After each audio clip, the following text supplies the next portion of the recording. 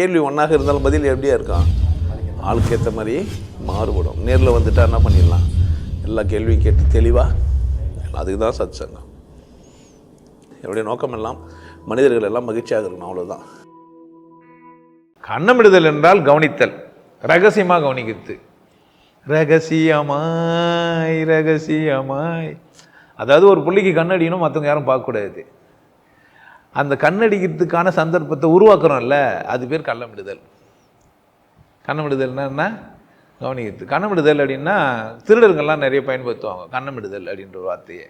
முதல்ல போய் பார்ப்பாங்க ரோட்டில், இந்த இன்ட்டு மார்க்லாம் போட்டு போவான் ஒருத்தன், வேலைக்கார மாதிரி வருவாங்க வீட்டுக்கு, வேலையும் செய்வாங்க, வீட்டில் எங்கெங்கே பொருள் என்னென்ன இருக்குது, எப்படி எப்படி இருக்குதுன்னு பார்த்துப்பாங்க, எவ்வளோ ஒர்த்து, உள்ளே வந்து திருட முடியுமான்னு. இந்த இன்ஃபார்மர் பண்ணுற வேலை டியூட்டிக்கு இதில்லை, அது பேர் கண்ணமிடுதல். அவங்க அதெல்லாம் கண்ணமிட்டு இங்கெங்கே இது இதுன்றதெல்லாம் குறிப்பெல்லாம் அமுச்சு விட்டாங்கன்னா, அடுத்தது திருட வரவன் என்ன பண்ணுவான்னு கேட்டால் அப்படியே பர்ஃபெக்டாக போன மாதிரியே வருவான். இந்த சிபிசிஐடி எல்லாங்கிறாங்களே, அவங்களாம் என்ன வேலை செய்கிறாங்கன்னா கண்ணமிடுதல் வேலை செய்கிறாங்க. ஸோ கண்ணமிடுதல் அப்படின்னா ரகசியமாக கவனித்தல், யாரும் அறியாதபடி கவனித்தலுக்கு பேர் என்ன, கண்ணமிடுதல். என் குரு அப்படி சொல்லுவான், கண்ணமிட்ட பேர்கள் எல்லாம் வந்துட்டு.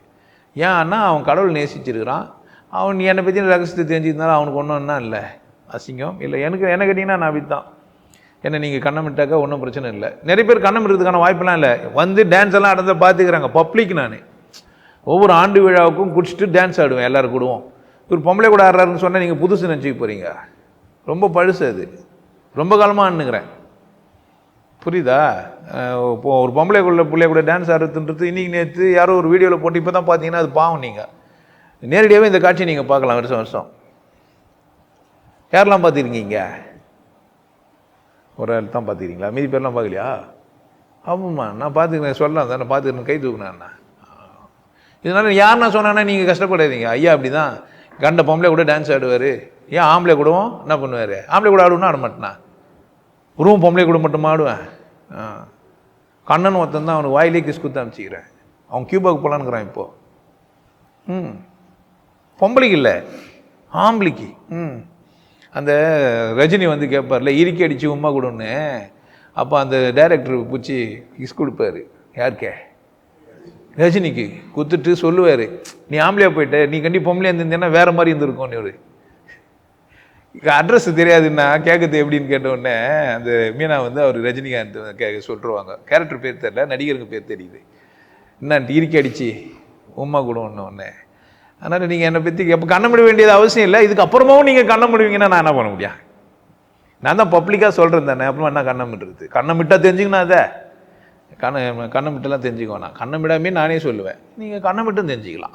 இது உண்மையானு நீங்கள் வேணால் செக் பண்ணலாம். இப்போ அடுத்த வருஷம் நீங்கள் வந்து என்ன பண்ணலாம், இப்போ தான் புதுசாக பார்க்குறீங்கன்னா அடுத்த வருஷம் வந்து ஐயா எப்படியெல்லாம் டான்ஸ் ஆடுவாருன்னு, யாருக்குன்னா டான்ஸ் ஆட பிடிக்குதுன்னா கூட வந்துடலாம், ஐயா கூட டான்ஸ் ஆடினா. சில பேர் போட்டி பொறாமைக்கெல்லாம் வந்து அவங்களே சாகுவாங்க, தூரம்லாம் போய் உட்காந்துப்பாங்கன்னா அது அவங்கவுங்க சொந்த பிரச்சனை.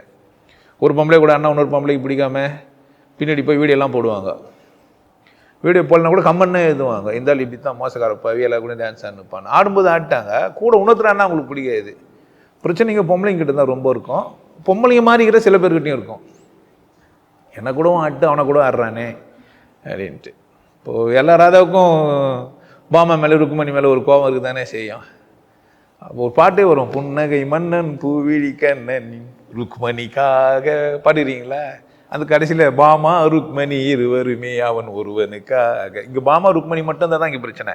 நிறைய இந்த இதெல்லாம் கட் பண்ணி போடுவாங்க. நீங்கள் அந்த முன்னாடி எதனா சேனலில் யாருனா இருந்தால் நீங்கள் கூட ஒரு சேனல் பற்றி ஆளாளுக்கு போட்டிங்கன்னா சந்தோஷப்படுவேன். நானே பாயிண்ட்லாம் எடுத்து கொடுப்பேன், இது மாதிரிலாம் நீங்கள் போடணும். ஆம்பளை கூட கிஸ் கொடுப்பேன், அது மாதிரி கண்ணன் ஒருத்தர் கிஸ் கொடுத்துக்கிறேன், யாருன்னா பார்த்து ஃபோட்டோ எடுத்துருந்தீங்கன்னா போடுங்க அப்படின்னு நானே சொல்லுவேன். அப்போ கண்ணமிடுதல்னா இதுதான். நீங்கள் டக்குன்னு என்ன பண்ணணும்னா இது மாதிரி ஆம்பளை கிஸ் கொடுக்கும்போது டக்குன்னு ஃபோட்டோ எடுத்துக்கணும். பின்னாடி என்ன செய்யலாம் நீங்கள், ஆமாம் வீடியோ எடுத்து போடலாம். இவன் வந்து பொம்பளைங்கள் இல்லை ஆம்பளைங்களும் விட்டு வச்சது இல்லை.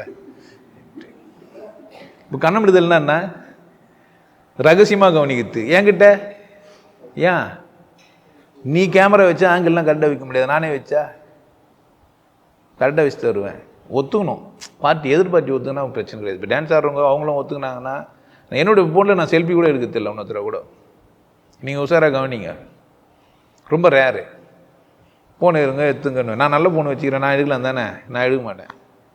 ஏன் நீ எடுத்தால் தான் அது எடுத்துமே வெளியே எடுத்துமே போடுவேன், நான் எடுத்து என்ன பண்ண போகிறேன்? அதை ஏன்னா எனக்கு தெரியும் தானே, உனக்கு தான் இப்போ கஷ்டம். என்ன கீதன் குமார், உனக்கு அது கஷ்டமாக இருக்குது தானே, கமெண்ட்லாம் போய் எழுதுவே தானே. அந்த கமெண்ட்லாம் எதுவும் ஆள் அவனுக்கு அதில் பிடிக்கும், அவனுக்கு அதெல்லாம்.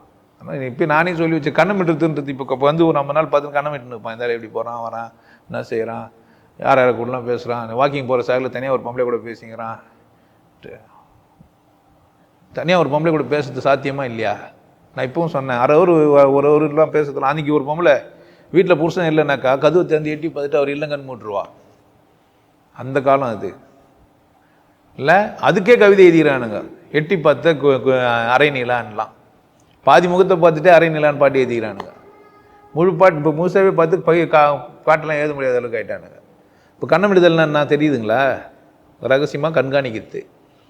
சிலது நீங்கள் ரகசியமாக கண்காணிக்க வேண்டியதே இல்லை, பப்ளிக்கு. அது ஒன்றும் செய்ய முடியாது. எவ்வளவு கண்காணித்தா நிலாவோட அந்த பக்கம் தெரியும் உங்களுக்கு. நீங்கள் ஒரு பயங்கரமாக டெய்லியுமே நிலாவை பார்க்குறீங்க, நிலாவோட அந்த பக்கம் தெரியும் உங்களுக்கு.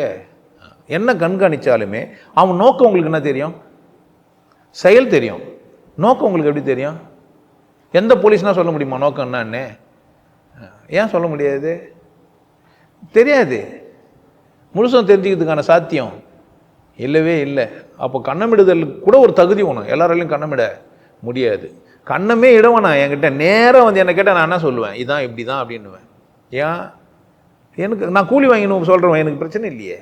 வாங்கின கூலிக்கு வேலை செய்யணும்ல. நான் கூலியே வாங்காமல் சொல்கிறதுக்கு காத்துனுக்கிறேன். இது மாதிரி சத்சங்கம் நடத்தி இங்கே கூட வந்து என்ன பண்ணலாம், நீங்கள் கேட்கலாம். நீங்களாவே பாதி போட்டு வச்சு ஏன் ஆணுக்கு மொத்தம் குத்திங்கன்னாக்கா நான் என்ன பண்ண முடியும்? எனக்கு கண்ணை பிடிக்கும், கண்ணுக்கு என்ன பிடிக்கும். எங்கள் 2 பேர் பிரச்சனை இல்லை இது. அப்படி தானே? எந்த கண்ணன்லாம் கேட்காதீங்க. மாய கண்ணனாக இருக்கலாம், மாயம் இல்லாத ஒரு கண்ணனாகவும் இல்லை, மாயமாயிட்ட கண்ணனாக கூட இருக்கலாம். புரியுதா?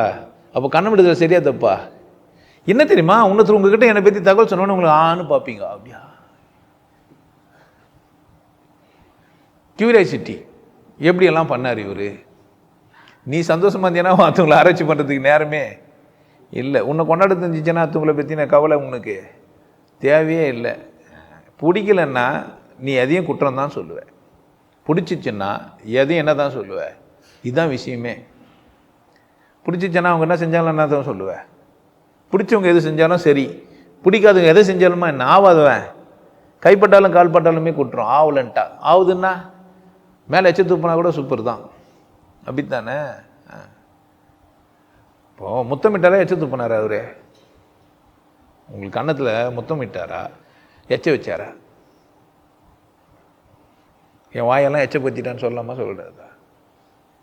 சம்மந்தப்பட்டால் முத்தம்ன்றீங்க, சம்மந்தப்பட கட்டியே எச்ச இப்படி தச்சுப்பீங்க. சம்மந்தப்பட்டா குழி கூட மாட்டீங்க 4 நாளைக்கு. முதல் முத்தத்தையும் முதல் காதலையும் மறக்க முடியாது மகளே, அவளை நான் பார்த்தது. எனக்கு சீக்கா வாசனை வந்தால் நான் முதல் முத்தமிட்ட ஞாபகம் வரும். அதுதான் சீக்கா வாசனை வருது. நான் ஒரு முறை அங்கே போய் தான் வருவேன். ஏன்னா என் முதல் முத்தத்தில் சீக்கா வாசனை இருந்தது. புரியுதா என்ன சொல்கிறேன்ட்டு? ஸோ கண்ணமிட்டெல்லாம் நீங்கள் என்னை கற்று பிடிக்க வேணாம். கேட்டால் டைரெக்டாக சொல்கிறதுக்கு நான் காத்துனுக்கிறேன்.